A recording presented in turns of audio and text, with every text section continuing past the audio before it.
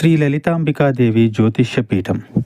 భార్యాభర్తల మధ్య కలహాలు రావడం, పిల్లలు పెద్దల మాట వినకపోవడం, ఆరోగ్య సమస్యలు, ఆర్థిక సమస్యలు, విద్య, ఉద్యోగ సమస్యలు, వ్యాపారంలో, వ్యవసాయంలో నష్టాలు రావడం, శత్రుభయం, నరదిష్టి, నాగదోషం. మీరు ఎన్నో సమస్యలతో బాధపడుతున్నట్లయితే ఈ గురువు గారికి ఒక్కసారి నమ్మకంతో కాల్ చేయండి. ఈ గురువు గారు చెప్పింది చెప్పినట్లుగా జరిగింది, మీరు ఏమీ చెప్పవద్దు అన్ని గురువు గారు చెప్తారు. గురూజీ శ్రీ గురవయ్య స్వామి గారు. Phone number 89881844. ఈ రోజున ఈ రాశి జాతకులు చెవులు రెక్కించి వినండి. విశ్వశక్తులు మీ పైన ఉన్నాయి, మీ వైపే పని చేస్తున్నాయి.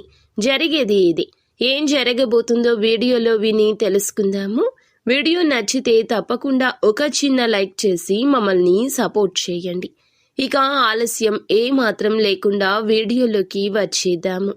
ఈ రాశి వారికి ఒక కొత్త నూతన చైతన్యం ఈ రోజుతోనే మొదలవుతుంది.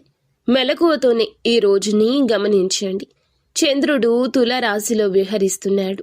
బుధుడు మీ యొక్క రాశికి అనుకూల స్థితిలో ఉన్నాడు. అంటే ఈరోజు ఉదయాన్నే ఒక చిన్న సంతోషాన్ని కానీ, చిన్న శుభవార్తను కానీ వినే అవకాశం ఉంది. అది ఫోన్ కాల్ రూపంలో కానీ, మెసేజ్ రూపంలో కానీ, ఒక స్నేహితుడి మాటల రూపంలో కానీ రావచ్చు. ఉదయం మొదటి గంటలో మీ యొక్క మనసు కొంచెం బాధగా అనిపించవచ్చు. ఏదో చేయాలి అనిపిస్తుంది కానీ ఏదో అడ్డుకుంటుంది అనే భావన రావచ్చు. ఇది శని గ్రహ ప్రభావం వల్ల. కానీ భయపడకండి, ఈ అడ్డంకి తాత్కాలికం మాత్రమే. ఒక్కసారి పనిపై దృష్టి పెట్టగలిగితే ఆ శక్తి మీ వైపుకు వాలిపోతుంది. ఉదయం నుంచే మీకు ఏదో సౌకర్యంగా ఉంది అనిపిస్తుంది. దీని అర్థం మీ యొక్క మిత్ర బంధాలు, సామాజిక బంధాలు, టీం వర్క్ బలపడుతుంది. ఉద్యోగస్తులు ఉదయాన్నే మీ యొక్క సీనియర్స్తో మాట్లాడడం ద్వారా కొత్త ఆలోచన లేదా కొత్త ప్రాజెక్టు ప్రారంభమవుతుంది. ఆర్థిక పరంగా చూస్తే ఉదయం డబ్బు ఖర్చుపై జాగ్రత్త అవసరము. ముఖ్యంగా ఆన్లైన్ కొనుగోలు చేయాలి అనుకుంటే ఆలోచించండి.